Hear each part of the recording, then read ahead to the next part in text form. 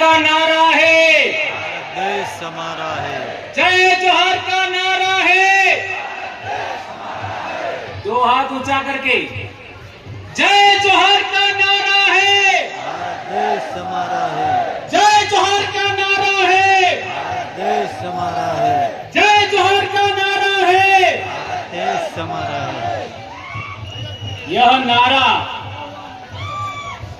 2015 में मैंने गढ़ा था और इस नारे ने दक्षिणी राजस्थान और हमारे मध्य प्रदेश के जुड़ते हुए इलाके में एक ऐसी क्रांति पैदा किया कि 47 सांसद और 487 विधायक गूंगे बहरे हो चुके थे और आदिवासी कौम वॉइसलेस हो चुकी थी। उसका जवाब दिया और आज की तारीख में 5 विधायक और 1 सांसद इस नारे की बदौलत विधानसभा और लोकसभा में गए। आज मैं बहुत खुश हूं, आज मैं बहुत खुश हूं क्योंकि क्या लाजवाब डॉक्टर वसावत सर ने बोला। आपका राज पिपला में 5-6 साल पहले मुझे 2 बातों पर बोलने से रोका गया था कि राजनीति पर नहीं बोलना है और धर्म पर नहीं बोलना है, और मैंने वही 2 बातों पर बोला था। आज वसावत सर ने जो बोला, मेरा सीना गर्व से चौड़ा हो गया। मुझे लगा कि भंवरलाल परमार सही था, यह साबित हो गया। और मेरे भाई खराड़ी साहब ने क्या बोला, जबरदस्त, मेरे बोलने का रहा ही नहीं। खराड़ी साहब ने जबरदस्त बात रखी आज। जो मैं बोलना चाहता था, घर से सोच के आया, वह बात खराड़ी साहब ने रखा। और आज मैं कहना चाहता हूं कि मध्य प्रदेश में मैं बहुत बोल चुका हूं। मध्य प्रदेश का भी समय मुझे आज दिया जाए, आने वाले साल मुझे नहीं बोलना। दोस्तों, बारू दादा ने बहुत बड़ी बात बताई कि शोषण की परिभाषा क्या हो, अत्याचार की परिभाषा क्या हो। दोस्तों, हम लोगों को वनवासी कहा जा रहा है, यह भी अत्याचार है। हमारे समाज को धर्म में बांटा गया, यह भी अत्याचार है। हमारे समाज को पार्टियों में बांटा गया, यह भी अत्याचार है। रोड़ी प्रथा की बात करें, हमारे इलाके में आज की तारीख में एक महिला का कम उम्र में पति मर जाता है तो क्या किया जाता है? जब बच्चे छोटे छोटे होते हैं तो वो महिला मात्र 12 दिन वो महिला एज ए विधवा होती है। ये रूढ़ी प्रथा है बहुत बड़ी। 12 दिन के बाद उसको पसेड़ी उड़ाई जाती है और वह पुनः सुहागन हो जाती है। ये कितना बड़ा समाज व्यवस्था है। एक महिला के मान सम्मान इज्जत के लिए यह कितनी बड़ी रूढ़ी प्रथा है, उसको भी हमें आगे बढ़ाना होगा दोस्तों। और एक बड़ी बात बताई थी बाबू दादा ने कि हम हिंदू भी नहीं है, मुस्लिम नहीं है, ईसाई नहीं है। हमारे लोग कहते हैं कि हम हिंदू नहीं है, लेकिन हिंदू क्यों नहीं है कभी नहीं बताते, कभी नहीं बताते। और इन्हें बताने की बात आए तो वो मात्र ये कहते हैं कि हिंदू विवाह अधिनियम हमारे ऊपर लागू नहीं होता। आज रतलाम में देखिए, जाबुआ अलीराजपुर दाहोद में देखिए, हमारे समाज का जब विवाह होता है तो एक कपड़े का अड़ूड़ा माड़वे में रखते हैं, उसके ऊपर एक लोटे में महुआ रखते हैं। मान्यवर चौधरी साहब कह रहे थे महुआ अर्घ एक लोटे में रखते हैं और उसके ऊपर दूसरा लोटा पानी भर के रखते हैं। क्या ये बात सही है? और उसके चारों तरफ फेरा लेने से पहले आरती की थाली से तिलक लगा जाता है धरती माता को। यह कितनी बड़ी रूढ़ी प्रथा है। अग्नि पूजा नहीं होता और इसके बाद इस कड़े के चारों तरफ फेरा लगाया जाता है। यह प्रथा किस विवाह पद्धति में बताइए? क्या यह प्रथा ब्राह्मण प्रथा में है क्या? नहीं है। क्या ईसाई प्रथा में है क्या? नहीं है। क्या इस्लाम प्रथा में है क्या? नहीं है। तो हम लोग हिंदू भी नहीं है, हम लोग ईसाई भी नहीं है, हम लोग मुस्लिम भी नहीं है। ये बात प्रमाणित होता है। और हिंदू तो कोई धर्म भी नहीं है।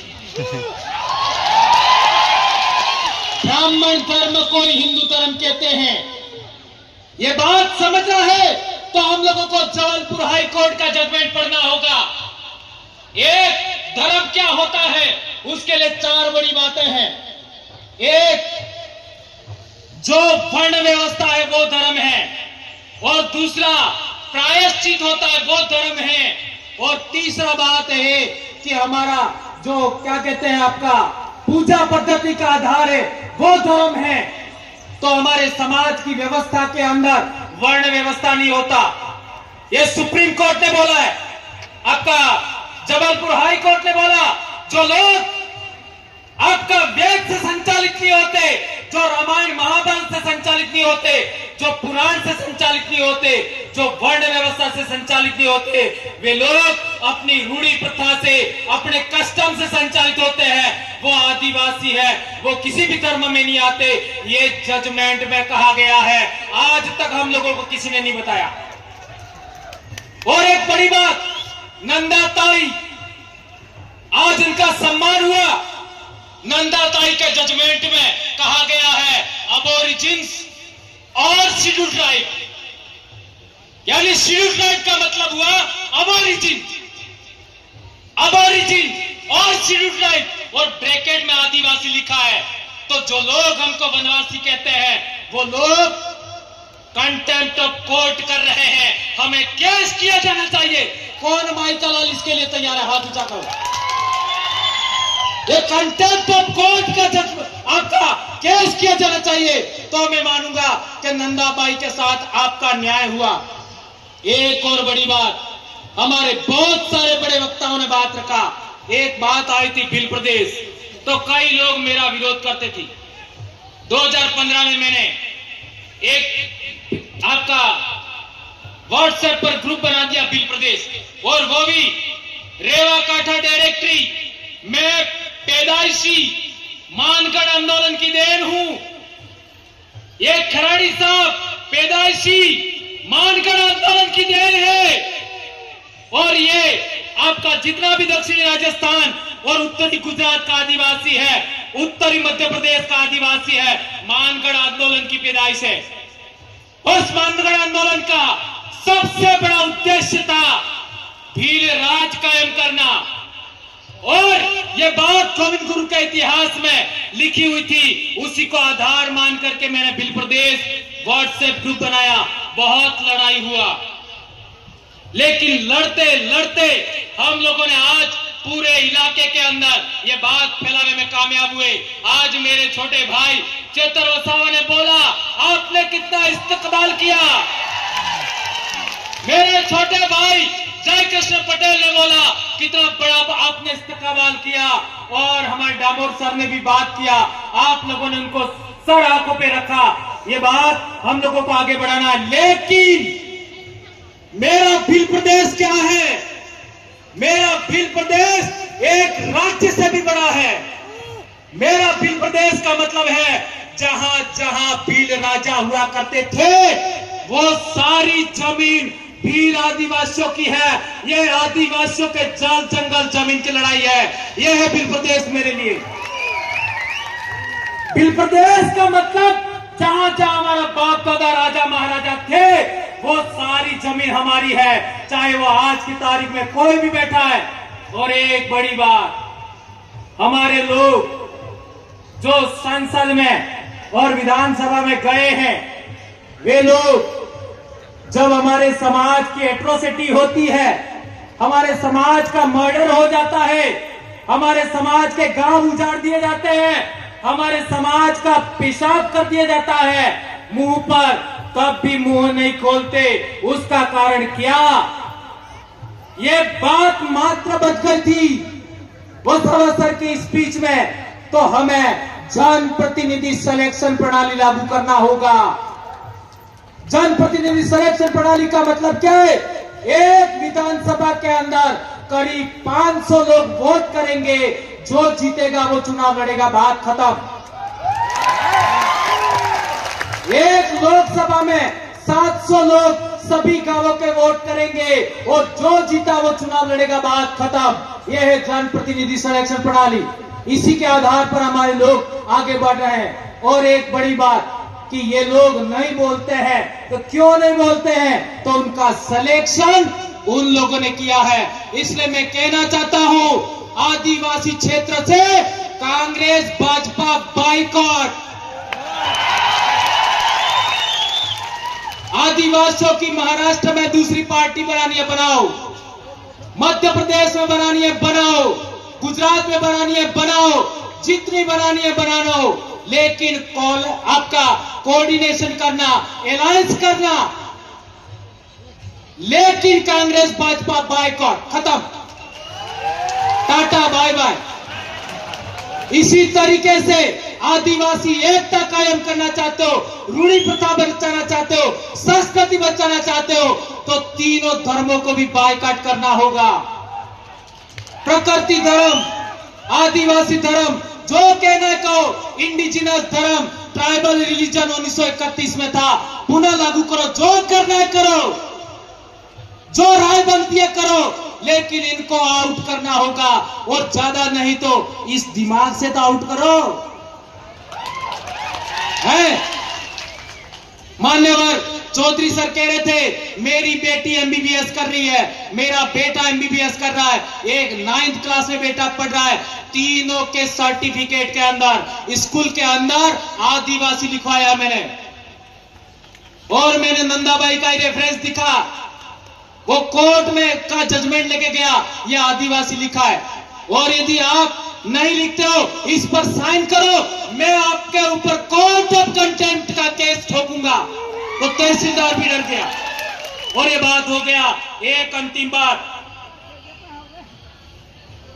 हाँ, हमारे समाज के अंदर किसी का विवाह हो जाता है और किसी कारणवश आदमी महिला को दान क्षेत्र न्यायालय नियमज में दान अटले अनाज, क्षेत्र अटले मर्यादा, सम्मान, महिला के साथ सम्मान नहीं करे और पोटली पे करके रोज बदमाशी करे, मारे पीटे, तो हमारे महिला को छेड़ा छूट लेने का हक था।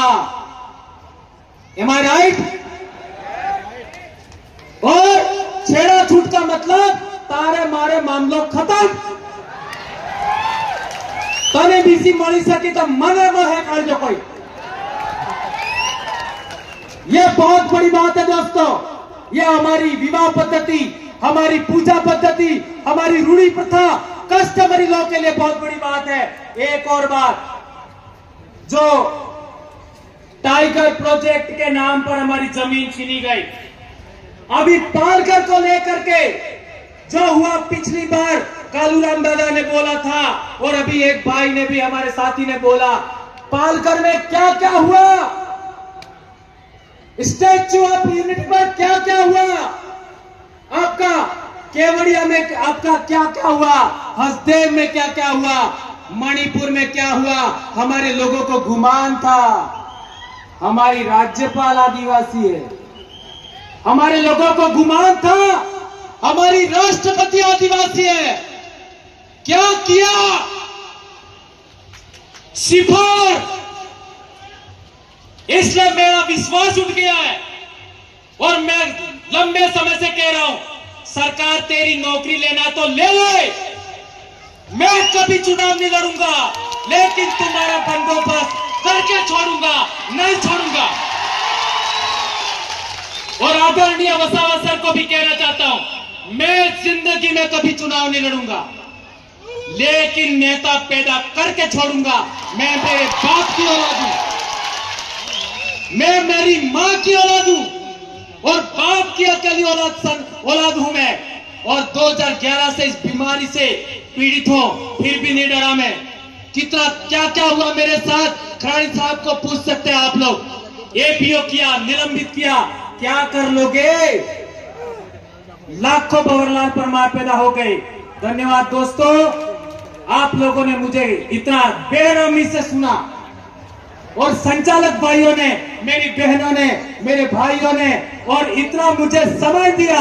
आपका दिल से जोहार करता हूं। और आज की मेरी स्पीच मेरे आइडल वारू सोनवणे और कालूराम धोदड़े को समर्पित है। जय जोहार, जय आदिवासी, जय बिलप्रदेश, जय भारत। आबुआ दिसुमरे, आबुआ राज, आपकी जय। धन्यवाद दादा।